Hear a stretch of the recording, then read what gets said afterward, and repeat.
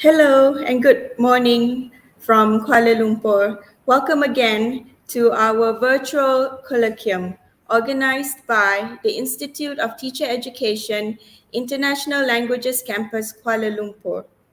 This year's colloquium theme is Humanizing Teaching and Learning, the Dynamics of Language Education in the Waves of Global Change. I'm Munira, your moderator for today's session. Welcome to the 13th webinar of our virtual colloquium, and I hope you will stay tuned till the end of this session. Today, we have a speaker from Singapore. Before we get to know her, let me lay out a few housekeeping matters. First, everyone who attends to this webinar series will be given an e-certificate after each session. Therefore, do not forget to register yourself now. Make sure to type accurate email address. The register link is pinned at the bottom of this YouTube channel. Second, we would love to hear from you during today's presentation. If you have any questions for our speaker, please feel free to send it through the chat box. The speaker will be answering questions at the end of the session. If we don't answer your question during today's webinar, we will be sure to follow up afterwards. And finally, we'd like to encourage you to share today's webinar with your social networks. Now, let me introduce you to our speaker for today, Dr.Anitha Devi Pillai. Hello, Dr.Anitha. Hi, good All morning. right. Good morning. Let me just read out a little bit about yourself, yeah? Okay. So, Dr.Anitha, she's from the National Institute of Education, Nanyang Technology University, Singapore, or NTU. Currently, she is a senior lecturer at the English Language and Literature Academic Group of that university.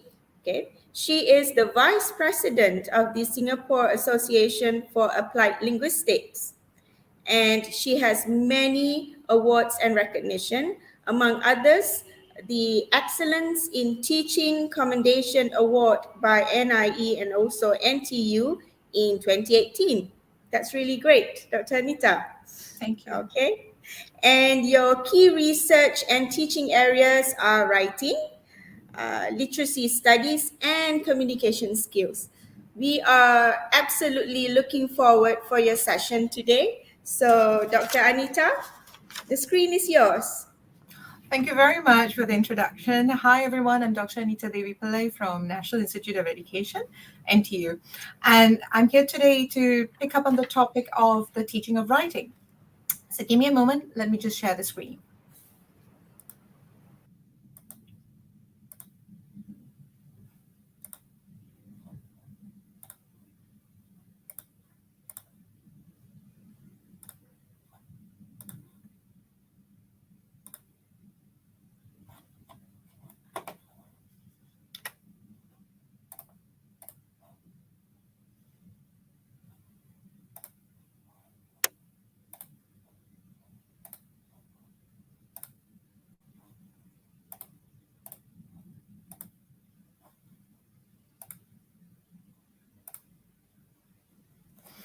So today we're going to talk about humanizing teaching and learning through writing. The theme of this colloquium is humanizing teaching and learning. And I'm going to take a special focus on writing. Now, what do we mean by the concept of humanizing teaching and learning? There are three important components to this. The first is that it refers to the pedagogy of educators who will then enable, influence, navigate, and coexist in the sphere of teaching and learning. It is a concept which focuses on the contextual realities and experiences of the learner. It is one that places great emphasis on a student as a valued asset and active member of the learning process. This then changes the dynamics, doesn't it? This then changes the dynamics to one which foregrounds the student and the learning. Now, How am I going to tie this with the teaching principles of teaching writing? Well, the teaching of writing is governed by three primary factors: um, the reader oriented approach, the writer oriented approach, and the text oriented approach. All three are essential. You could take a great emphasis on one or the other, but an interconnected one is one that works really well. And today I'm focusing on the writer oriented approach because that fits in best with the humanizing aspect. Now, the task of writing from sources, that is one area that I would like to focus on. The task from writing a sources, it makes it easier for students to unpack the process of writing. You look at low stakes. It has low stakes because you've got the content there. And you've got the content which allows for student writers and students to then be able to use that as a source text, to be able to depend on that, and then to expand from it, right? So that creates a low stakes classroom and yet a high impact classroom activity because it allows them to freely engage with the task at hand without feeling threatened. You've got to keep the emphasis and focus on the audience, purpose, and context, right? And rather than emphasize on just the text type when you do so, that is something you've got to be careful about. And certainly to use authentic materials as stimulus. Now, the second thing that is essential is that to bear in mind that writing itself, by its nature, it's a recursive process. I know we are familiar with the exam model. I know there's great emphasis with drilling, but there is great recognition as well in classrooms across the world about the idea of process writing, and this comes from the fact that by nature, writing is a recursive process. You never, ever, ever start an essay or a story or or a script, whatever it is that you're working on, an academic paper perhaps, from the first line to the end. You would instead write a bit of the beginning, then write write a bit of the content, and then you go back. So it's recursive. And this itself lends itself very well with this whole notion of putting the student at the front and center of the teaching and learning. And in for today's session, of course, the focus is on writing. So what then happens with this such a classroom?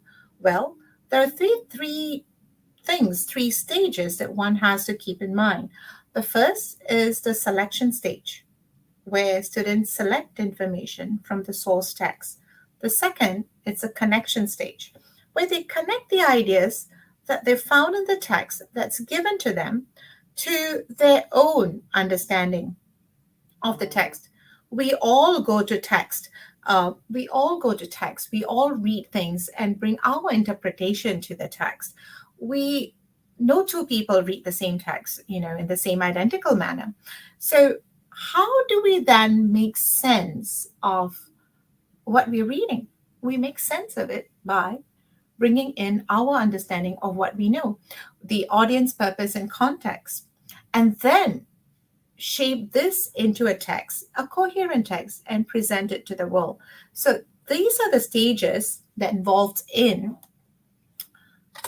treating writing as a recursive process and process writing.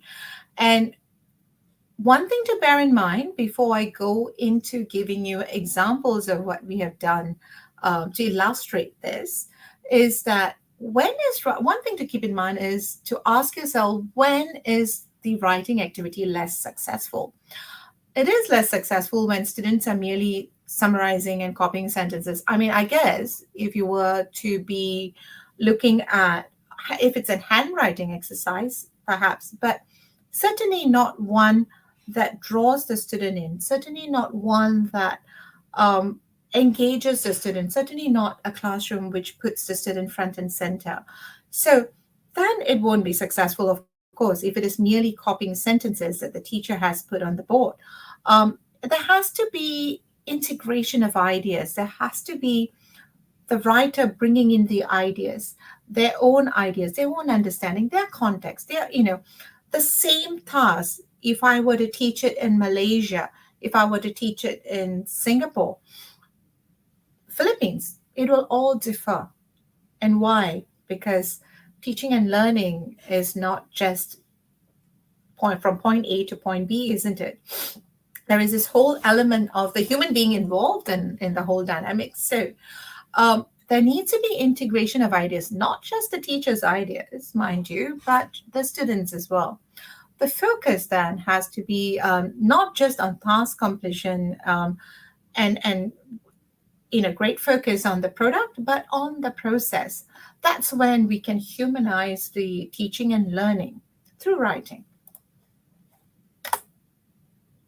So it is, as I said, low stakes activity. Now, how would this then play out in the writing classroom? So let's come back to the concept of humanizing teaching and learning. Three things, as I said earlier. It refers to the pedagogy that's able to influence, navigate, and coexist. It focuses on the contextual realities and experiences of the learner. It places emphasis on the student as a valued asset and active member of the learning process. So, I would like to share with you two different things today on how this can play out. One, I'd like to show you an activity that can be done in your language classroom, be it an English classroom or any other language classroom, and that is the use of authentic text. This will enable you to draw in the student. This will enable you to empower the student as a valued asset, an active member of learning. It brings in authentic text, brings in contextual realities. It's based on what is known in society, what is known to them, what their experiences are. It draws what's within them out into the classroom. It allows them to play several roles. It allows you to play the role of an influencer. It allows you to help them navigate learning, teaching, and learning, of the language. And it allows both parties, the teacher and the student, to coexist. So I'm going to show you how authentic text, an example of authentic text that I have tried out in my classroom, and how I take my student teachers through this so that they can take their students through it. And it always includes an element of reflective learning. Reflective learning is an important concept of humanizing teaching and learning. It's not just the delivery, isn't it? It's not just a delivery. It's not just getting them to do the task. It's not even just for them to be able to do it through understanding. It is also about sitting back and reflecting. It is also about then responding to what they have learned and bringing it back to their own reality. So the reflection part is an extremely, extremely important component about humanizing teaching and learning. That's one example I'm going to share with you today. The second one is about an experience that we do with student teachers, which focuses on creating authentic experiences for teachers to be able to deliver lessons. So one from the student classroom and one from the teacher educator classroom. Yeah. First, the use of authentic text, the importance and an activity. Now, authentic text always provides the learner with an opportunity to conduct authentic research. And what do I mean by authentic research in the classroom?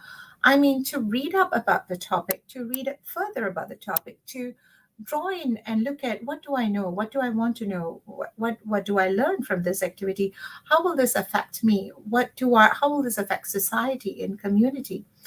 A task that we set should have enough information for them to be able to select relevant information, and from there use that as a drawing board, use that as a springboard to then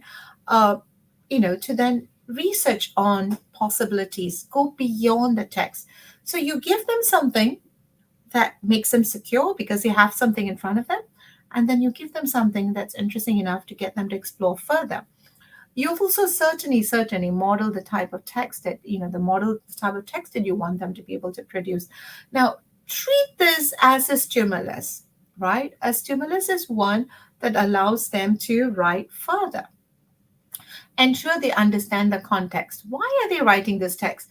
Often, and this is one of my pet peeves, right? I look at exam questions or I look at essay questions and I think, and they go, it's an argumentative question or there is a descriptive text, and it never tells you what the audience purpose and context is. It doesn't tell you whether, for the same question, you could be writing it for a newsletter for the elderly, or you could just be writing a policy, I mean, maybe not a policy paper, but a newspaper article, and there are certain differences between writing for a newsletter for the elderly or an opinion piece in a newspaper. There's differences in language. There's a difference in what you aim to achieve. One is to persuade. One is to inform. The type of language the type of language you would use. The audience makes a difference, doesn't it? And all of that is missing when it's just a question that says, would you want to do you think wearing uniform is a good practice, and discuss for and against the benefits of wearing uniform to school. What is the context? Give them the context, and that context is quite essential to getting them engaged. Context is quite essential to getting them to understand what they're going to write, to get them to navigate, to understand, to be invested in the topic. Okay, and that's what leads to them understanding what their role is. Okay, and I've talked about the language already, so I'll move on.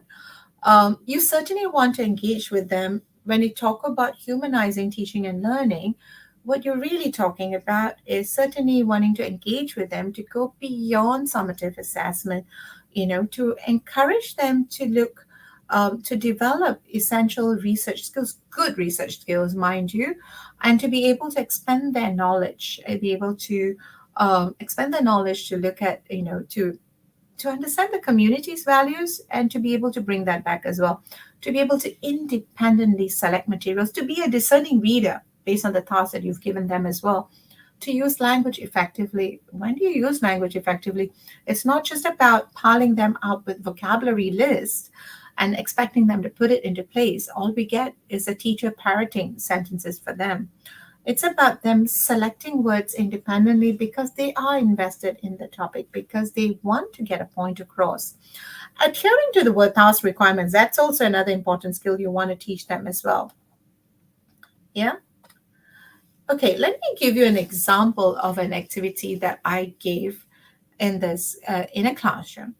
So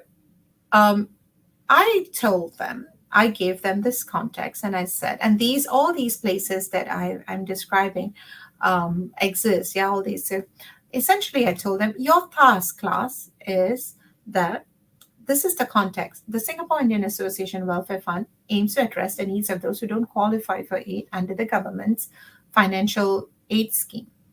As a low-key independent welfare organization, they would like you to persuade members of the larger Indian community in Singapore to contribute to the welfare fund, either through cash donations or with volunteering at the community's activities. So two things they want you to write about, either contribute welfare fund through cash donations or volunteer time, right? The next thing I said was, and they had to persuade, so that's the purpose. So the next thing I said was, as the resident writer for Tabla is an Indian community newspaper, not newsletter, it's a newspaper in Singapore. And I said, so you're going to write an article, 200 to 300 words long. Now, your purpose is to encourage the members, right? So persuade and to encourage. So these were the two key primary purposes they had to achieve. And these would determine the kind of language they would use. I showed them the website. I showed them what the Singapore Indian Association Welfare Fund was. And I said, now do this task. Let me show you what the steps were. I made it a point to emphasize, of course, audience, purpose, and context. Three key things that we always talk about. But I also made it a point to emphasize on culture. Now, what am I talking about when I talk about culture here?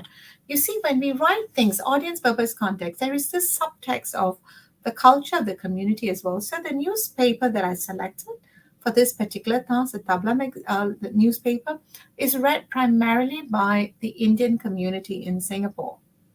So the sort of things, the sort of articles, the sort of things that appears in the newspaper, there are general ones, but there are very specific ones as well. Now, so it was meant they were supposed to have an understanding of that, read that, and pitch the article accordingly. In everything we read and write, it's not just the audience, purpose, and context. There is this embedded culture that is part of the task that we don't explicitly talk about. And when we don't give students when we don't give students a context to play with, when we don't tell them who you are when you're writing, when we don't give them the the purpose of what they're going to achieve, we just give them a task, and say what are the benefits of wearing uniforms, school uniforms, or just uniforms. I mean, that could be far more general. We don't allow them to pitch themselves, position themselves, as an invested member of the argument. We don't allow them to pitch themselves to the right audience. They're just writing for the teacher. They're just writing for that one person, and they can never ever produce this piece of text anywhere else successfully, or effectively, because it's written for an examination context. Then it fails to humanize the teaching and learning, fails to take that into consideration. I guess it fits a purpose of training someone for the exams, but is that all we want to do? Do we not want them to be effective writers who are able to manipulate conventions, genre conventions, and language to their benefit to effectively achieve the purpose of the task? So something like this allows you to do so. So let me also share with you the steps of how this can be done. Okay, so step one. So I've given them this task, right? I've given them this task and say, okay, class, this is the context, this is the purpose, and this is what you can be doing. And you are tasked to write this task. I brought in the newspaper. It's all online. And they also have hard copies. So I brought in the newspapers, gave it to them. So everybody gets a copy. Everyone's excited. Often it's very old papers because it's not necessarily the latest, because I can't always get the latest, but it's for them to get a feel of the layout of the newspaper. And then I tell them, let's now search the net for information about the Singapore Indian Association Welfare Fund. It's one of those. I intentionally chose this because it's not one of those which gets a lot of publicity. It's one of those which is it's one of those welfare funds which not many people know about. So searching for information also took them a little while, and it's not something that everybody knows about that they could write about. So choose something that gets them searching for info, like, not to tell you, I know this already. Once they've done that, they are meant to select information that's relevant to this task. So I tell them, make notes if you wish in a Word document task. What is important? And what does your reader need to know? Don't put everything down. It'll be utterly boring. So be a discerning reader. Be a discerning writer. Foreground the right information. Then we go to the newspaper, and they have lots of fun doing this, especially when you give them a hard copy of it. Yeah. Although these days I find that they rather do it on their phones and their devices. So we pull up the website. It helps to have when they have they got really excited. The year I did it, when there was movie stars and on the front cover, they got really excited. And I go like, okay, who do you think the audience are, for this newspaper is? Who do you think it's targeted at? And how do you know, right? What do you think they're interested in? Do you think they'll donate? And what do you think will appeal to them? How will you pitch your text so that you achieve the purpose to persuade and encourage? And then we talk about making connections between ideas. So I tell them, now, which is the community you're working with now? The Indian community. So we do this for all the different communities. I do a task for the Malay community, the Chinese community, the Eurasian community. The whole idea of authentic task is that you start off pulling together, setting up the task for them, and then later on they bring in other materials that they want to work on as well. So then I tell them, so you can't just, when you're writing something or you're thinking about a concept or you're thinking about an idea, you don't just think about one I concept, right? It's the question here is far greater than the one that I've given you. You've got to think about the connections around the idea. So explore other websites. What are the other types of aids available to the Indian community? Are there any? What are they? What are the conditions? How does this fund differ from the others? Right? And that this takes a little longer, I find, than the first two activities. Then I tell them, let's organize your ideas into an appropriate text. This is when we look really, really closely at the newspaper. I mentioned this earlier. And the final stage, then they write 200 to 300 words text. I get them to not just write the text. Now, the key here that we've got to take note of is it's not just task completion, is it? It's also about reflecting.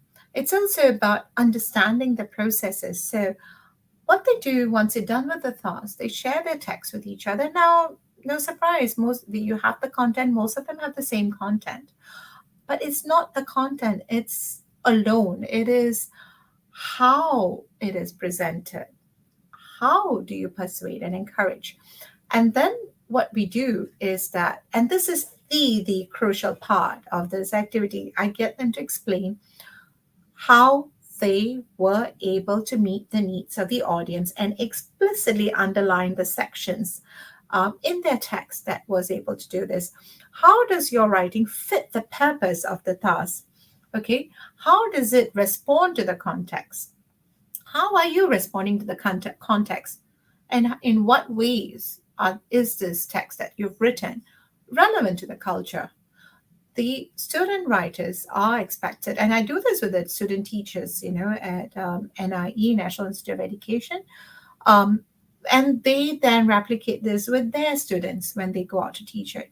So I teach English language teachers, obviously, and so how is it relevant to your culture? And it is by getting them to talk about, to reflect on, to think about how the text they have crafted and created fits the purpose for all of these four factors that gets them to understand, to deepen their knowledge about the content, gets them to understand what they've written, the writing process, and that itself then results in a change.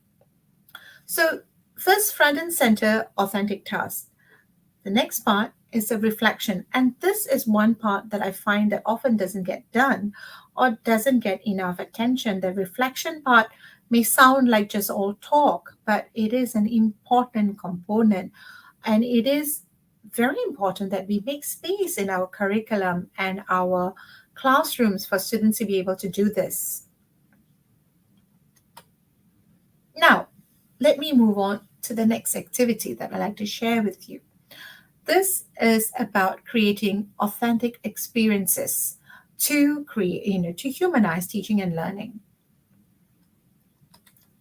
Now, what I'm going to talk about is what we did with our student teachers at NIE. We incorporated a few years ago, we incorporated an additional element where while we're teaching a module, during the module itself, the 13-week module itself, we go out and we go out and try out things in a school, in a high school. And I'll tell you a bit more about it and how it created an authentic experience within a module itself, right? And the reflective learning that came along with it. Now, at National Institute of Education, we have school attachments. And our school attachments, there are 4 stages. So prior to them coming into NIE, they have a 2 weeks school experience, and then they have 5 weeks of teaching assistantships. This is in year 3, and then they have teaching practice and teaching and practicum. And it's all the learning of becoming a teacher, the experience of becoming a teacher. It is all scaffolded very, very carefully. And there are set periods. They go out for 2 weeks, they go out for 5 weeks, 5 weeks, 10 weeks, and towards the end we start assessing them, and we assess them in different ways. We give them feedback in different ways throughout this, in order to ensure that we get them ready to teach in the classrooms. But what I'm going to share with you is something additional that we put into place in my module. Okay, so we during curriculum study, when curriculum studies is conducted, curriculum studies modules are conducted at NIE. So we decided that during and it's a 13-week module, yes, and I do the teaching of writing for high schools. So the objective of incorporating a situated learning component, situated learning as in we have 13 weeks where I go through the teaching of writing in high school with the students, and within that 13 weeks, for 3 to 4 weeks, we go out. First week, we go out to observe, and 3 weeks, we do delivery of lessons. We go out and we are part of the high school. So we learn to teach something here. And right away, we go out and be part of it, rather than do it at the end of 2 years or the end of 4 years, right? So the strengthening of theory practice link. 3 lessons are conducted in schools. One of it is the first is on an observation and a meeting. It is part of the curriculum, and they are mentored, and they get practice as not they get very heavily scaffolded practice in the classroom. What is this? This is real-time learning.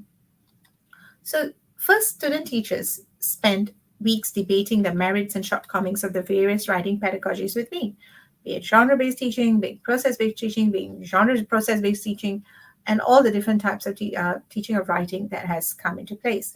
And that works in different contexts, right? So we spend weeks debating about the merits and shortcomings and what works for whom, what works where. And then we analyze lesson plans that are effective. And certainly, and we look at different types of lesson plans and how do we develop differentiated lesson plans to teach writing in a classroom. Now, we keep in mind that it has to have the student front and center. So when you do a CS module, a curriculum studies module, where the emphasis is on pedagogy, what you are looking at is, what you are constantly looking at is, what are the theories, and how do I implement this in the classroom? Now, real-time learning would be, okay, this is what I understand, this is what I've talked about. Next week, let me try that out in the school. So if you don't do it, so the advantage of doing that, and it rarely is it done, generally it's done, you go out during practicums, it's NETA, you study all your curriculum subject studies, and then you go out and teach. So what we did was, we talk about it this week, we develop it this week, and next week we're out in the school, try it out, come back, and we discuss, right? So it allows them to then modify the lesson plan according to actual real students. In the past, what we did was that, they will have micro teaching and they will deliver the lesson in class. But, in a teacher training institute, you have the ideal setting. It's an air-conditioned classroom. You've got your peers. Nobody's going to mess up. In the real classroom, you've got teenagers. And that's all I'm going to say. And you've got teenagers who may or may not cooperate. You've got different personalities, So you've real-time teaching with an ideal, like a perfect lesson plan, needs a lot of modification on the spot. Needs you to be aware of what works. You may think it's perfect, but it may not work in the classroom. And it needs you to be able to think on your feet. And for that, this real-time teaching helped tremendously. So then to be able to do that, right? They met up with the teachers in charge of these classes, because we're just going in for 2-3 lessons. And this is a photograph of one of my students teaching in a classroom with the mentor teacher, the teacher of the classroom seated there at the back, if you notice. And it certainly gave them an opportunity to look at the feasibility of the lesson plan in an authentic setting. Now, they worked in pairs. So, we do this heavy scaffolding, right? You work in pairs, and you work with me, and you work with the teacher mentor from the school. The teacher mentor provided them with a profile of the students' learning needs, and they studied the class seating plan and decided on the activities. They developed their lesson plan, showed it to me and the teacher mentor. They found it incredibly useful because it was an authentic setting, and they come back and they ask me questions about, I thought this would work, but it didn't work with this particular student, and why is that? After which it's a after which they are required to reflect on the teaching experiences based on these questions. I tell them to share with their peers because they're all in different classrooms. If you notice this picture on your right, it was taken during this activity. I've got one student teaching in the front of the room. So they worked in three for this particular group because of the, just the configuration of the student teachers and the class. So the two teachers at the back, and the teacher mentor is also at the back of the room, the rest of the class, and you see the class in front. So after this experience is done, these are the questions that they've got to share with their peers. If they give a brief overview of the lesson, they talk about what went well and why. That is very important. Often, we focus so much on what went wrong, but what went well and why, and not just because, oh, I was fabulous today in the class, but why? Why did it work in this class? Because it wouldn't necessarily work tomorrow with another class or even with the same class. Were you able to meet the learning outcomes effectively at the end of the lesson? Elaborate. And what would you change if you had to do the lesson again? The emphasis here is on them. And the reason I put it as what do you change? What would you change rather than what went wrong is for them to be able to identify and for them to be able to recognize things that they would do differently, not necessarily because it went wrong, something went wrong, but because as they were delivering something, a particular lesson or a particular component, and they thought, oh, I could have brought this in, I could have explained this further.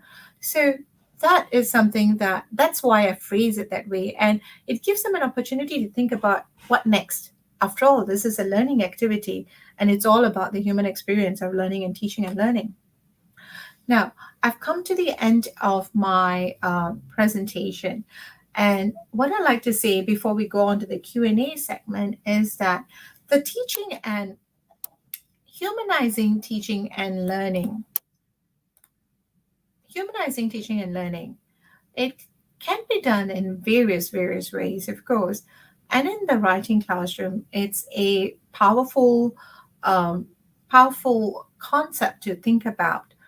And I've showed you two ways in which you could do it: one with an activity in the classroom, and one with the teacher training training education itself, having a component that has our student teachers situated in the classrooms, that will help them better able to manage, to deliver, to prepare for humanizing of teaching and learning in a writing classroom. Thank you very much. I look forward to hearing your questions. Let me stop screen sharing, yeah? All right.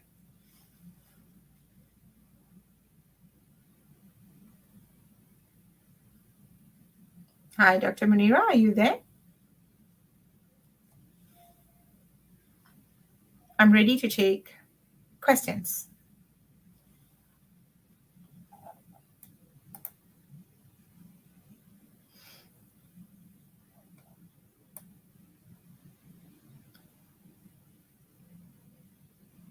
Oh,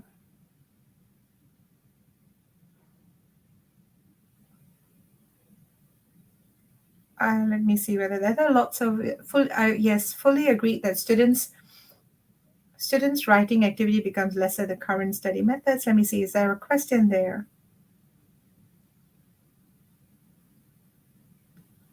And the collaborative. The first question is coming. How can we motivate our students to learn writing during this pandemic, and what are the best ways to assess their writing? How can we motivate our students to learn writing? I would like to add that writing authentic text during this pandemic, I would say give them authentic prompts to look at, to explore on their own. Give them stories. I mean, let's give them short stories to read so that they can then write from there. From what I understand, there was a really good collection of short stories that came out in Malaysia, in fact, about stories for, about COVID-19 era period. I think it came out earlier this year or last year.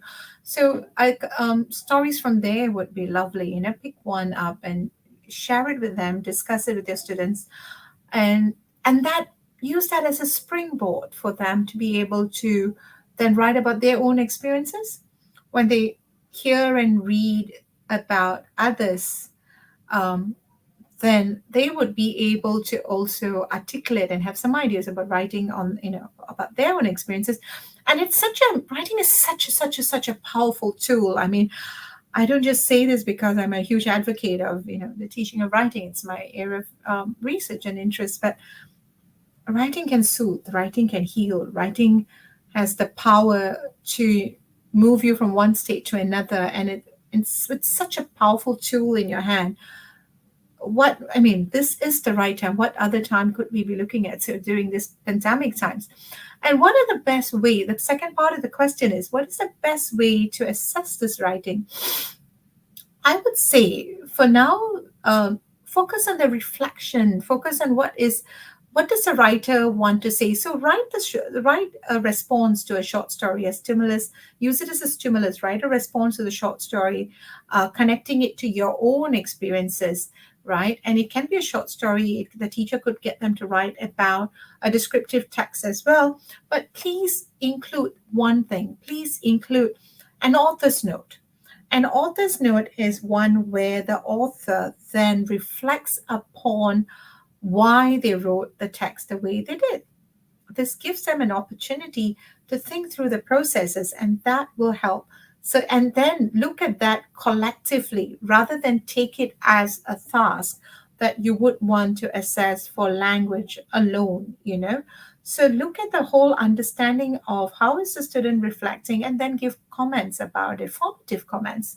And that would work well. I mean, what we need right now in this pandemic era is to look for multiple ways to reach out and to gather them in to our classrooms. Okay, more classrooms. One more question. Some students may feel intimidated uh, to to use their background because they come from an underdeveloped area community, something they don't want to share. How can students? Yes, when they don't want to share something personal and intimate, giving them a text, and that's exactly what I was saying. So giving them a text allows them to not necessarily allows them to talk about something that's already there, and they need not necessarily bring in things that's personal.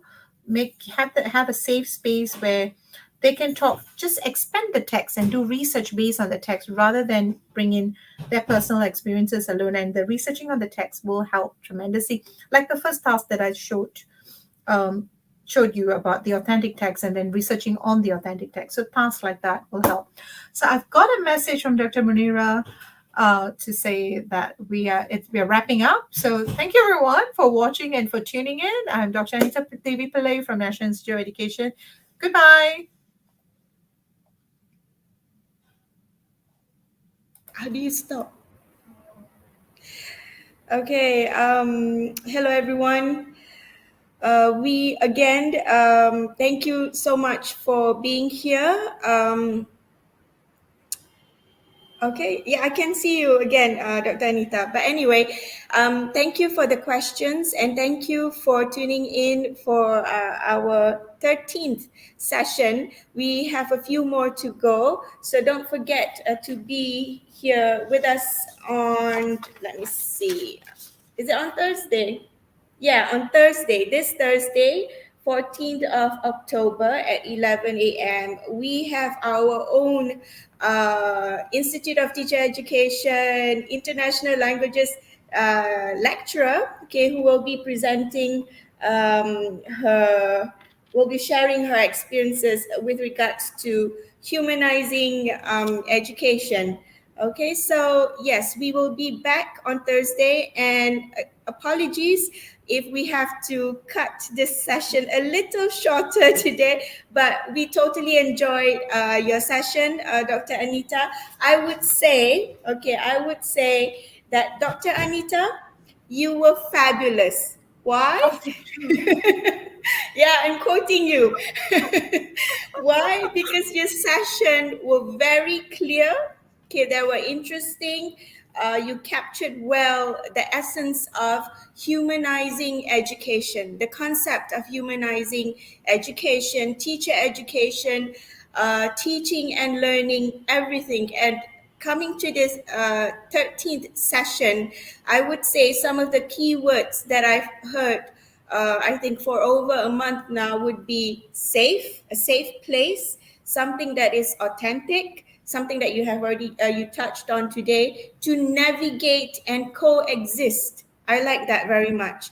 Yeah, and also to do modification, real-time learning. That's a wonderful concept altogether. And of course, right at the end is to reflect. Okay, to reflect and think back on all the things that we have done all this while, and come back again with us on Thursday. Okay, so thank you so much and good afternoon. Bye bye. Bye.